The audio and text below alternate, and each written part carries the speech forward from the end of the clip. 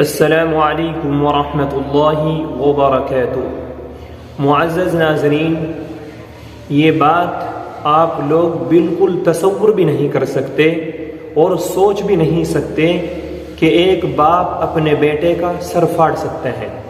جی ہاں، آپ بالکل جو کچھ مجھ سے سن رہے ہیں بالکل صحیح سن رہے ہیں، اور ہم سوچ بھی نہیں سکتے، اپنے ذہن میں بھی نہیں لا سکتے کہ ایک باپ ذرا سی بات پر آ کر کے اپنے بیٹے کا سر پھاڑ سکتا ہے، اور کوئی عام بیٹا نہیں بلکہ ایک عالم دین، ایک مفتی جو بہترین عالم دین ہو، حافظ قرآن ہو، مفتی ہو، اس مفتی کا، اس عالم دین کا ایک باپ نے سر پھاڑ دیا۔ کیا ہم اس بات کو سوچ سکتے ہیں اور اس کا تصور کر سکتے ہیں؟ بالکل نہیں، یہ عقل سے پرے کی بات ہے۔ جی، ایک باپ نے اپنے بیٹے کا سر پھاڑ دیا۔ کیوں پھاڑا اس کو بھی بتائیے۔ ہم جو ہے نا، مسلکوں کی محبت میں بہت زیادہ بڑھ چکے ہیں، بہت دور جا چکے ہیں۔ مسلکوں کی جو محبت، مسلک کی ایک گروہ کی جو محبت ہے نا، وہ بہت زیادہ ہمارے اندر پیوست ہو چکی ہیں، مل چکی ہیں، گھل چکی ہیں، اور اس محبت میں ہم اندھے ہو چکے ہیں۔ مسلک کی آڑ میں آ کر کے ہم اپنے مفاد کو پورا کر رہے ہیں، اور اس مفاد کے پورا ہونے میں پھر آدمی جب محبت میں اندھا ہو جاتا ہے، پاگل ہو جاتا ہے، تو پھر دوسرا آدمی سے کچھ دکھائی نہیں دیتا، چہ جائے کہ وہ صحیح بات بھی کر رہا ہو۔ جی، اور جو ہم مسلک کی محبت میں چل رہے ہیں نا، تو اس مسلک کی محبت میں ہم دوسرے آدمی کو پھر نہ جانے کیا کیا الفاظ سے اسے بلاتے ہیں، اور اپنے ذہن میں اس کے خلاف کیا کیا سازشیں تیار کرتے ہیں، اسے کمینہ، کتا اور حقیر، ذلیل سمجھتے ہیں۔ جب ہم کسی مسلک سے بہت زیادہ محبت کرنے والے بن جاتے ہیں۔ میرا عزیز دوستو، میرے بھائیوں اور میری بہنوں، یہ دین اسلام کا راستہ نہیں ہے، یہ اللہ کے رسول کا راستہ نہیں ہے، جس راستے پر ہم لوگ اپنے مسلکوں کی محبت میں چل رہے ہیں۔ اس مسلک کی محبت نے آج کل مسجدوں کے باہر بورڈ بھی لگوا دیے ہیں کہ اس میں دیوبندی ہماری مسجد میں داخل نہیں ہو سکتے، بریلوی ہماری مسجد میں نہیں آ سکتے۔ یہ جو مسلک ہیں، اس مسلک کی آگ نے ہمارے دلوں کے اندر ایک دوسرے کے خلاف جو آگ سلگائی ہے، اور اس آگ کو جلایا اور بھڑکایا ہے کہ ہم ایک دوسرے کے خلاف کھڑے ہیں۔ میں بات کر رہا ہوں تبلیغی جماعت کے بارے میں۔ میرے عزیز بھائیوں اور میری بہنوں، تبلیغی جماعت ایک بہت بڑی جماعت ہے جو پوری دنیا کے اندر پھیلی ہوئی ہے۔ اس تبلیغی جماعت کے ذریعے اللہ رب العزت نے اپنے ایسے بندوں کو دین اسلام سے اور رسول اللہ کے لائے ہوئے دین پر چلایا ہے، ایسے بندوں کو جو کبھی اللہ کو اور اللہ کے رسول کو نہیں جانتے تھے، لیکن آج یہ دیکھنا پڑ رہا ہے کہ یہی تبلیغی جماعت کے لوگ یہاں تک گر جائیں گے کہ اپنے بیٹوں کا، اپنے بچوں کا، اور ان بیٹوں کا جو عالم دین ہو، مفتی ہو، ان کا سر پھاڑ دیں گے۔ بلکہ یہ تبلیغی جماعت کا کام نہیں تھا، بلکہ تبلیغی جماعت کا کام یہ تھا کہ وہ اللہ کے راستے سے بھولے ہوئے، بھٹکے ہوئے بندوں کو لا کر کے اللہ کے راستے پر لگانے کی کوشش کریں۔ یہ تبلیغی جماعت کا کام تھا۔ جو اللہ سے بدظن ہیں، اللہ کے راستے سے ہٹے ہوئے ہیں، ان کو لائے، پیار و محبت سے سمجھائے۔ یہ تبلیغی جماعت کا کام تھا، یہ دین اسلام کا کام نہیں ہے۔ یہ دین اسلام نہیں ہے جس راستے پر ہم چل رہے ہیں۔ میرے بھائیوں، میرے عزیز دوستو، یہ ابلیس کا راستہ ہے، جس راستے کو ہم نے اختیار کیا ہے مسلکوں کی آڑ میں آ کر کے، مسلکوں کی محبت میں آ کر کے۔ یہ ابلیس کا راستہ ہے، دین اسلام کا راستہ نہیں ہے۔ آئیے میں بتاتا ہوں دین اسلام کیا ہے اور اللہ کے رسول کس طرح تبلیغ کرتے تھے۔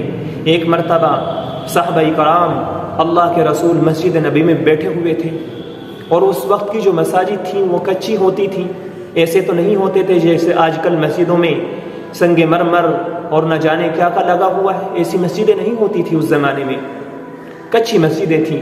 ایک آدمی دیہات کا رہنے والا، سیدھا سادہ آدمی، مسجد میں آتا ہے اور پیشاب کرنے لگ جاتا ہے۔ تو جو صحابہ کرام وہاں بیٹھے ہوئے تھے مسجد نبوی میں، ان کو بہت زیادہ غصہ آیا اور غصے میں آ کر کے اس کی طرف دوڑنے لگے، دوڑنے کو ہوئے کہ ہم اس کو جا کر کے روکیں، لیکن اللہ کے رسول نے کہا ذرا ٹھہرو، رک جاؤ، ابھی اس کو فارغ ہونے دو۔ جب وہ پیشاب کر کے آدمی فارغ ہو گیا، وہ دیہات کا رہنے والا سیدھا سادہ آدمی، اللہ کے رسول نے اس کو بلایا کہ بھائی یہاں آؤ۔ آیا وہ، اللہ کے رسول نے کہا میرے بھائی، میرے دوست، میرے پیارے، یہ اللہ کا گھر ہے، یہ پاکیزہ گھر ہے، اللہ کے گھر ہیں، ان میں نماز پڑھی جاتی ہے، یہاں پیشاب نہیں کیا جاتا۔ یہ اللہ کے رسول نے تبلیغ کی، یہ دین اسلام ہے جس کے ذریعے سے آج پوری دنیا میں کلمہ کہنے والے، کلمہ پڑھنے والے ہیں۔ اگر اللہ کے رسول بھی یہی کرتے کہ صحابہ کرام کو کہہ دیتے کہ جاؤ اس کا سر پھاڑ دو، تو کیا دین اسلام جو کلمہ آج ہم تک پہنچا ہے، یہ ہم تک پہنچ رہا تھا؟ ایسا ہو ہی نہیں سکتا۔ یہ جو ہم مسلکوں کی محبت میں، مسلکوں کی محبت ہمارے دلوں کے اندر ٹھوس ٹھوس کر بھری ہوئی ہے اور ہم ایک دوسرے کے خلاف ہو گئے ہیں، اگر اس وقت بھی مسلک ہوتا تو کیا دین اسلام کلمہ ہمارے پاس آ جاتا؟ بالکل نہیں۔ یہ انہی لوگوں کی قربانی ہے کہ انہوں نے اخلاص، اخلاق اور دین اسلام کی ایسی تبلیغ کی کہ آج تک ہم صرف نام لے رہے ہیں کہ ہم تبلیغ کر رہے ہیں، ورنہ ہم تبلیغ میں تا آتا ہے اس تک بھی نہیں پہنچے ہیں۔ میرے عزیز بھائیوں، میرے دوستوں، باپ نے بیٹے کا سر کیوں پھاڑا، اس بات کو بتانا اصل ہے۔ باپ نے بیٹے کا، اور ایسے بیٹے کا جو عالم دین ہو، مفتی ہو، اس کا سر کیوں پھاڑ دیا؟ بیٹا جو ہے، میں نے ذکر کیا ایک بات کا کہ تبلیغی جماعت ایک بہت بڑی جماعت ہے جی۔ اس تبلیغی جماعت میں بھی دو گروپ ہو چکے ہیں، ایک گروپ شورا والوں کا، دوسرا گروپ نظام الدین والوں کا۔ مجھے شرم آ رہی ہے کہتے ہوئے کہ تبلیغی جماعت میں دو گروپ ہو چکے ہیں۔ اللہ سے دعا ہے کہ اللہ تعالیٰ اس جماعت کو صحیح سمجھ عطا فرمائے۔ یہ جو عالم دین بیٹا ہے، جس باپ نے بیٹے کا سر پھاڑا، یہ بیٹا نظام الدین جا کر کے بیان کرنے لگ جاتا ہے، لوگوں کو سمجھاتا ہے۔